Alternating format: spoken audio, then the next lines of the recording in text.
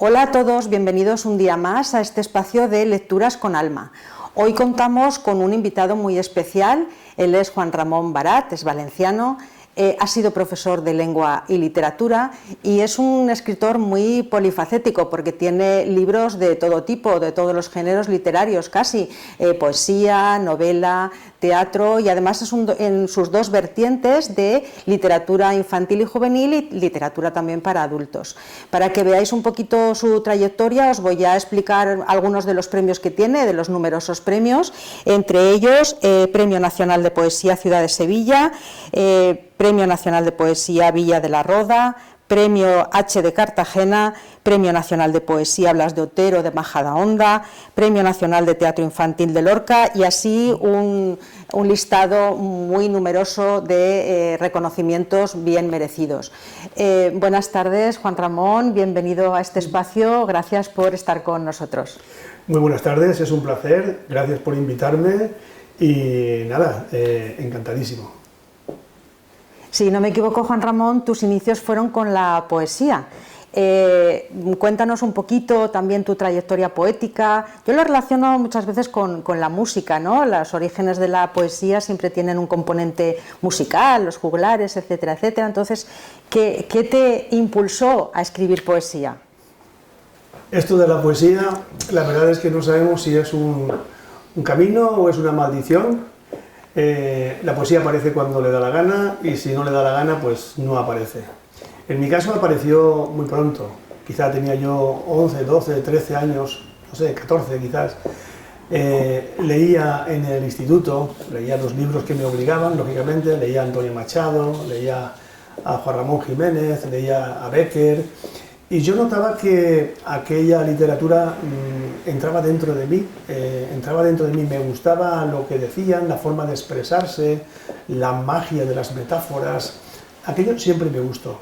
Por otro lado, yo creo que dentro de mí hay un músico frustrado, yo siempre he tenido mucha vocación a la música, aprendí a tocar guitarra muy joven, con 14, 15 años, aprendí por mi cuenta, y bueno, descubrí que la poesía y la música combinaban estupendamente.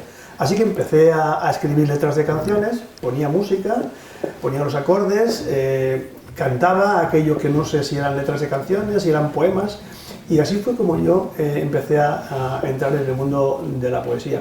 Estoy seguro que si hubiera vivido en la Edad Media, hubiera sido juglar, si hubiera vivido en el Renacimiento, hubiera sido trovador, y bueno, y quizá una ventolera hubiera cambiado mi vida, me hubiera convertido en un cantautor moderno tipo Joan Manuel Serrat o Víctor Manuel, pero bueno, la poesía siempre ha estado dentro de mí igual que la música y me ha dado muchas satisfacciones y muchos momentos de felicidad.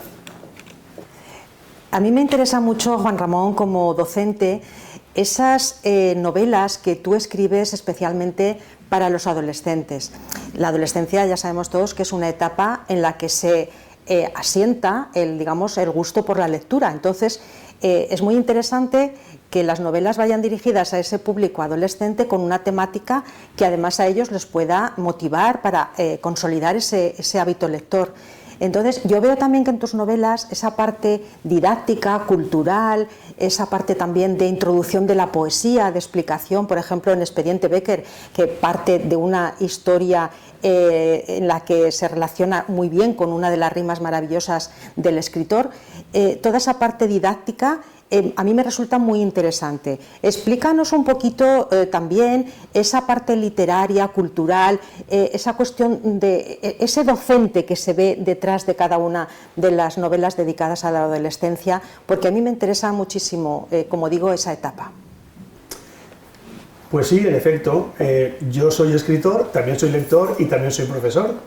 Y como decía Luis Landero, en un libro maravilloso, el cuento La vida, decía, no sé quién habla por mi boca en cada ocasión, si el profesor, el lector o el escritor. Cuando yo escribo una novela para jóvenes, sé que tengo que cumplir una misión. Y la primera misión es hacer lectores, ¿no? Si hacemos lectores, si conseguimos que los jóvenes se enganchen a la lectura, estamos haciendo un bien a la humanidad, ¿no? Un mundo con libros, con educación, es un libro mejor seguro. Pero bueno, hay que engancharlos y esa es la primera premisa, ¿vale? ¿Cómo? Pues con una novela que tenga lo que ellos necesitan. ¿Y qué es lo que necesitan para engancharse? Pues mucho misterio, mucha acción, mucho suspense, mucha intriga, una buena historia en la que ellos se vean identificados, que hable de sus problemas, etcétera, ¿no?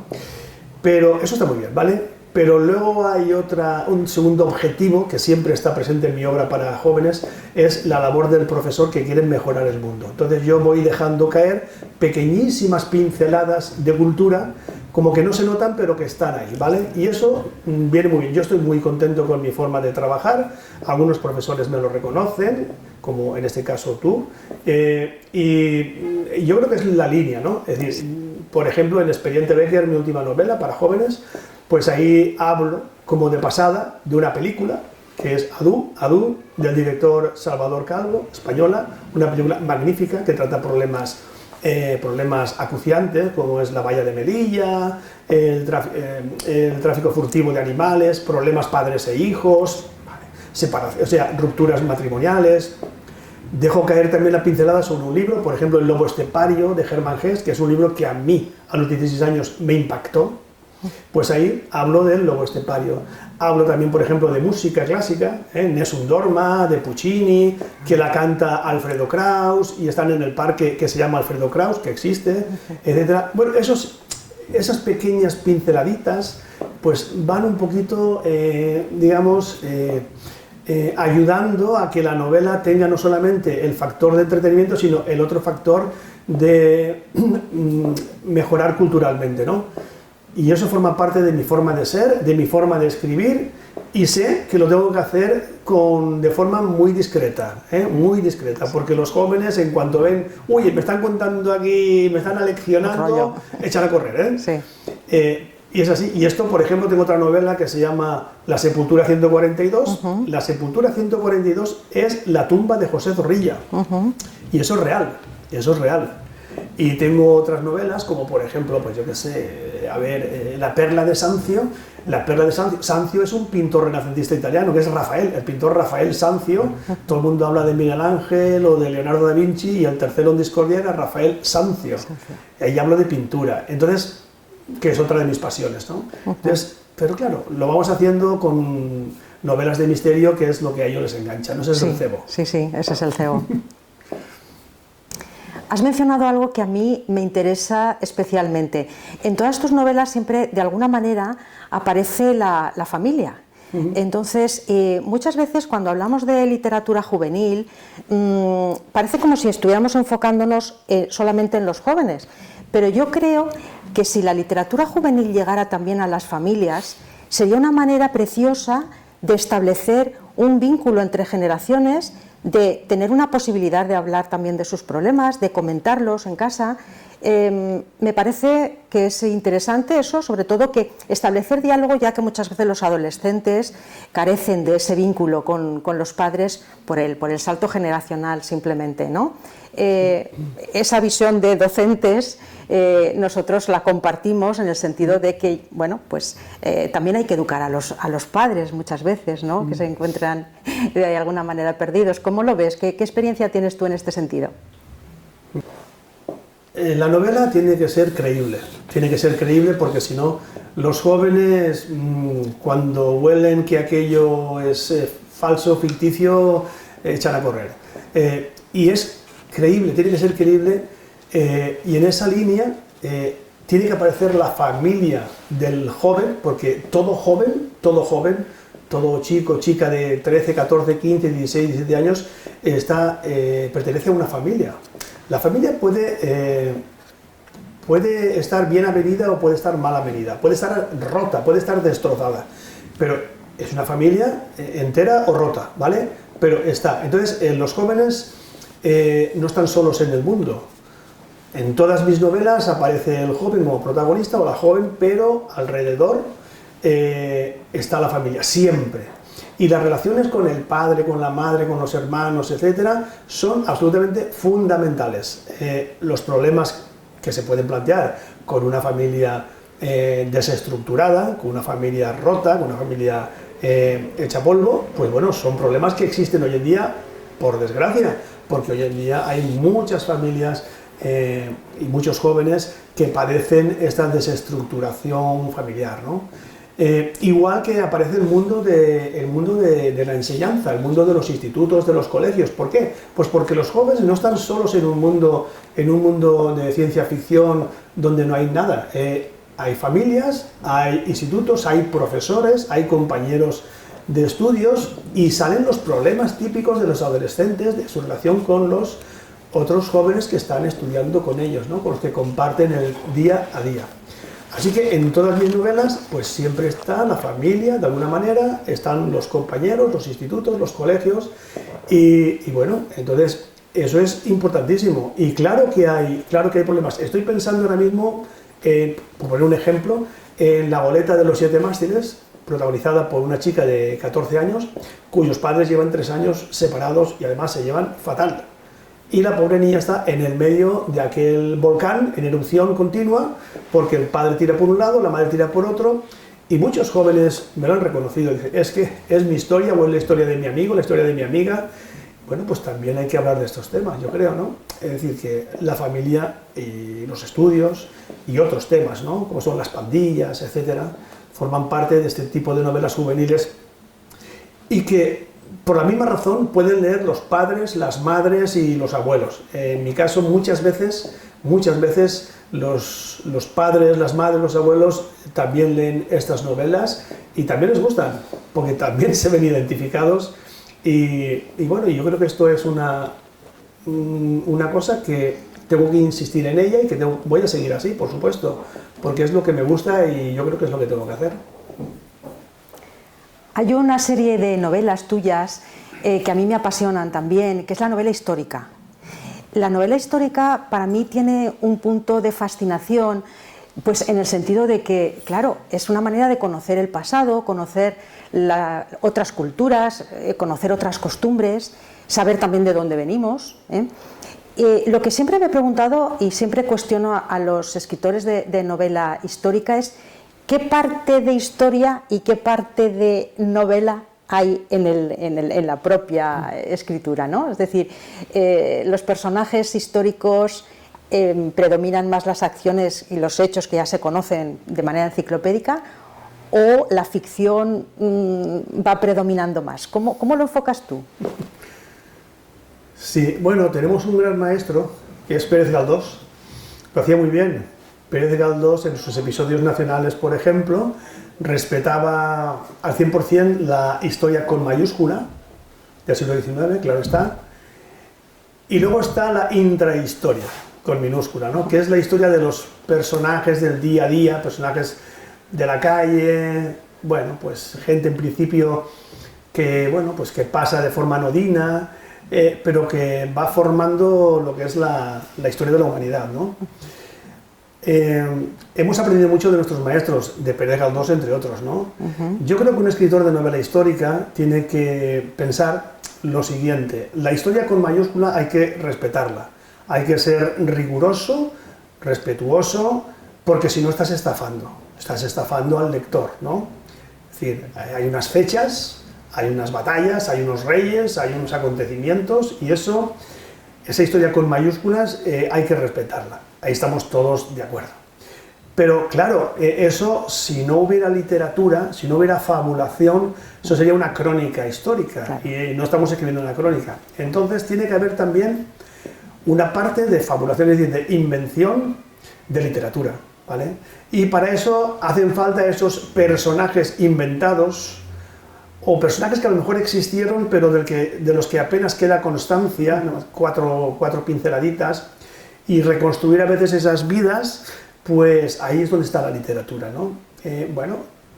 Uno tiene que documentarse para saber cómo se vivía, cómo se hablaba, cómo se relacionaba la gente, qué comían, cómo viajaban, cuánto tardaban en ir, no sé, de Madrid a San Sebastián, y cómo iban en caballo y cuánto tardaban, y cómo era ese viaje. Bueno, en fin, a mí me cuesta mucho, por ejemplo, decir cómo vestían, cómo describo yo un personaje del siglo XIII, porque no llevaba una cazadora, ni llevaba unos vaqueros, ¿qué es lo que llevaba?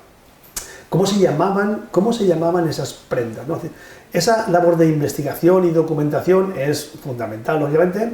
Vale, pues luego tú cuando creas o inventas personajes, tienes que hacerlos totalmente creíbles y totalmente acorde con su época. Tú inventas una historia, una pequeña historia, porque las pequeñas historias son siempre las mismas historias. Amores, traiciones, celos, tristezas, alegrías, enamoramientos, venganzas. Los temas universales. Eso es universal, siempre ha sido así. El ser humano siempre ha sido el mismo, ¿no? Bueno, pues tú pones a esos pequeños personajes, esa pequeñita historia, en una encrucijada espacio-temporal, siglo XIII, siglo XV, siglo XVIII, y ya está, y los pones a caminar, y al final las pasiones humanas son las mismas, ¿no? Pero, insisto, el telón de fondo, la historia con mayúsculas, hay que ser totalmente respetuoso. En definitiva, yo creo que hay que buscar una especie de equilibrio, ¿vale? Un equilibrio entre las dos partes, ¿eh? La historia con mayúscula y la interhistoria, ¿correcto? Y yo creo que un escritor de novela histórica más o menos esto lo tiene claro, supongo. Yo creo que esa sería un poquito la receta, ¿no? Yo entiendo que lo más complicado de la novela histórica es precisamente esa fase de documentación, ¿no? Porque hay que investigar muchísimo, porque hay personajes de los cuales hay mucha información, pero otros que a lo mejor tienen menos. Y claro, hay que entrar en el alma del personaje también y hacer que se exprese desde su punto de vista interior, ¿no? Por ejemplo, pues un Jaume I, como es el caso de una de tus novelas. Sí. Esa manera de pensar, esa manera de sentir incluso, pues ahí hay una parte que también tiene que ser de alguna manera inventada, ¿no? Porque tampoco tenemos tanta documentación precisa sobre ese mundo interior del personaje, ¿no? Claro, tienes que rellenar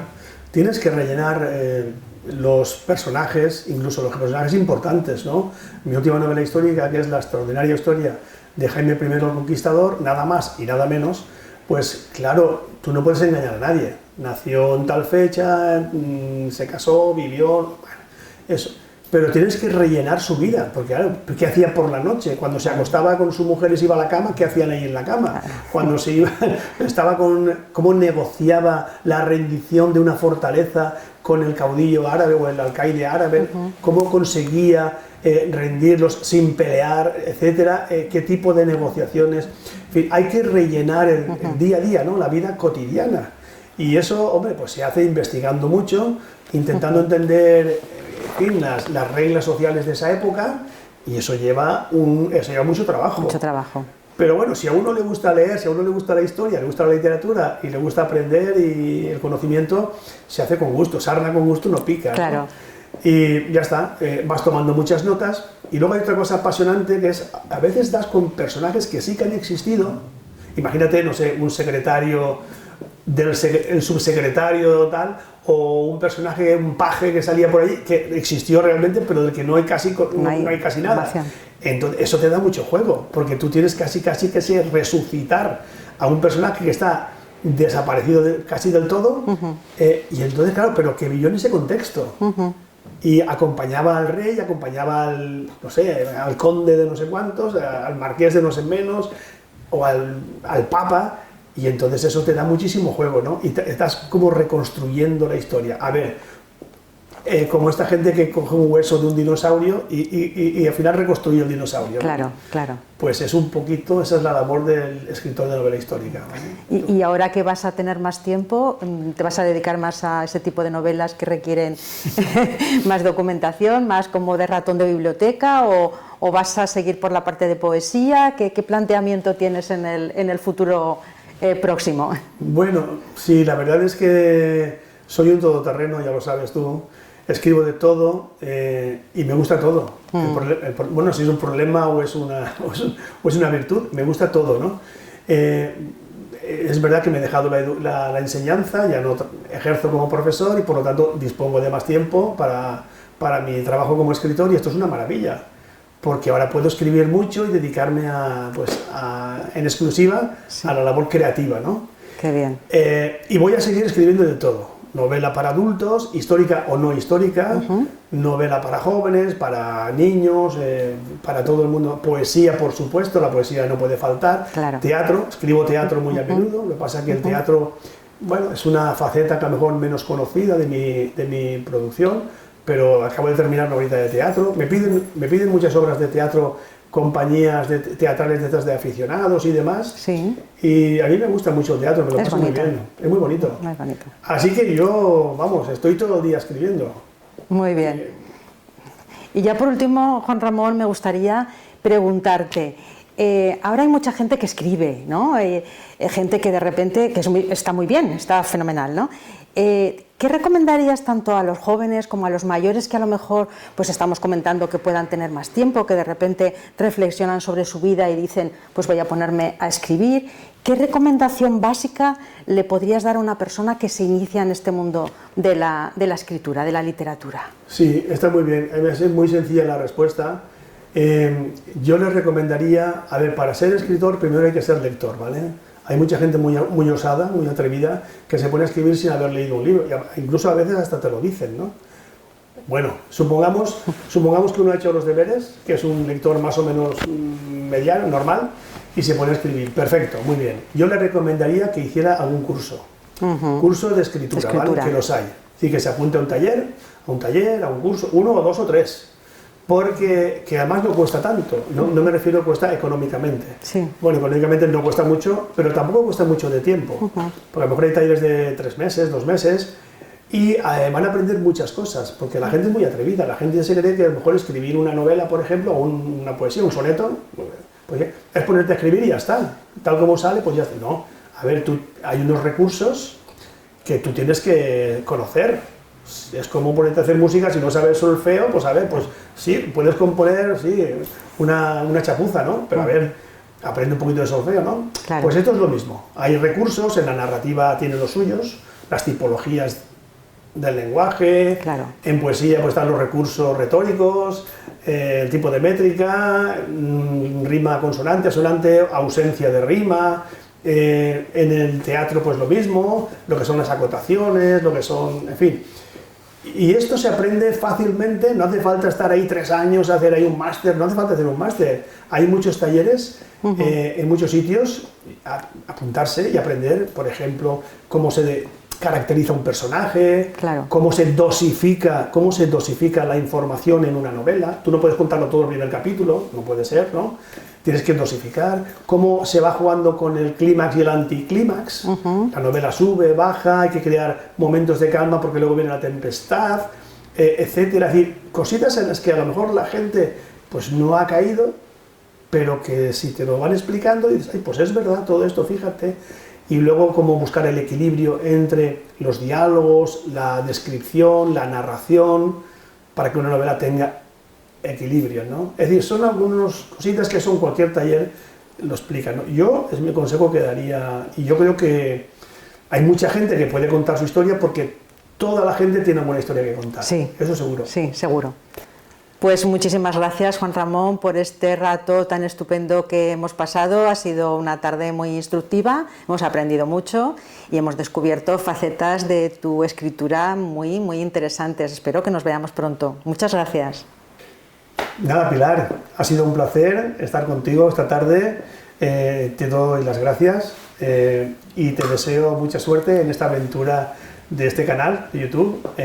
Espero que tengas mucha gente que te siga, que se suscriba y nada, hasta siempre. Gracias por contar conmigo. Gracias a ti siempre. Y a todos vosotros no olvidéis suscribiros a este canal de Lecturas con Alma y dejar vuestros comentarios. Nos vemos pronto. Gracias.